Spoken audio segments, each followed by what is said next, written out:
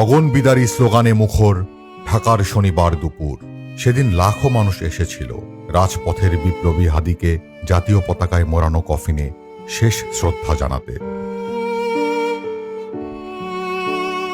অগণিত মানুষের ভালোবাসায় সিক্ত হাদি কে ছিলেন, কি ছিল তার আদর্শ? হাজারো জুলাই যোদ্ধার ভিড়ে হাদি কিভাবে এতটা ভিন্ন হলেন?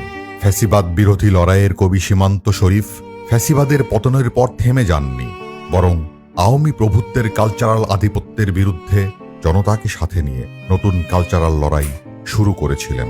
জুলাইয়ের সক্রিয় যোদ্ধা ঠোঁটকাটা হাদি কত কারণে যে মানুষের হৃদয়ে পৌঁছে গিয়েছেন তা বলাই বাহুল্য। হাদি মব কালচারের বিরুদ্ধে দাঁড়িয়েছিল, দেশে আইনের শাসন প্রতিষ্ঠা করার জন্য কোনো শর্ত ছাড়াই নির্বাচনে দাঁড়িয়েছিল, যাতে দেশে হারিয়ে যাওয়া ভোটাধিকার ফেরত আসে। আমার পলিটিক্যাল গ্রুমিংটা হয়েছে মূলত ছাত্র দলের হাত ধরে। বাংলাদেশের আধিপত্যবাদ বিরোধী লড়াইয়ের মূল কারিগর শহীদ জিয়াকে আদর্শ মেনে হাদি বলেছিলেন, 5 বছরে যদি 50 বছরের প্রভাব তৈরি করা যায় সেটাই সাফল্য। শহীদ জিয়া কয়দিন বেঁচেছিলেন? মাইলের পর মাইল হাঁটতেন। আমরাও চাই পুরো বাংলাদেশ হাঁটতে, ইনসাফের চাষাবাদ করতে।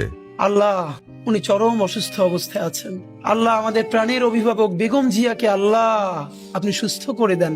বেগম খালেদা জিয়ার সুস্থতায় হাদির হৃদয় নিংড়ানো দোয়া আর চোখের জল আমাদের মনে করিয়ে দেয় হাদি আমাদেরই একজন। ওসমান হাদি চেয়েছিল এই দেশের মানুষের জন্য গণতন্ত্র প্রতিষ্ঠিত হোক, এই দেশের মানুষের গণতান্ত্রিক অধিকার প্রতিষ্ঠিত হোক, এই দেশের মানুষ তাদের গণতান্ত্রিক এবং অর্থনৈতিক অধিকার ফিরে পাক।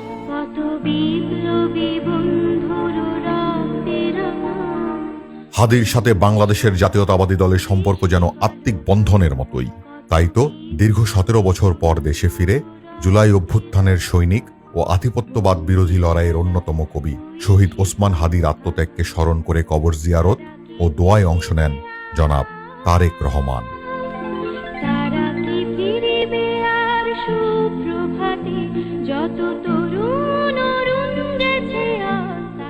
এমন জীবন তুমি করিবে গঠন, মরণে হাসিবে তুমি, কাঁদিবে ভুবন।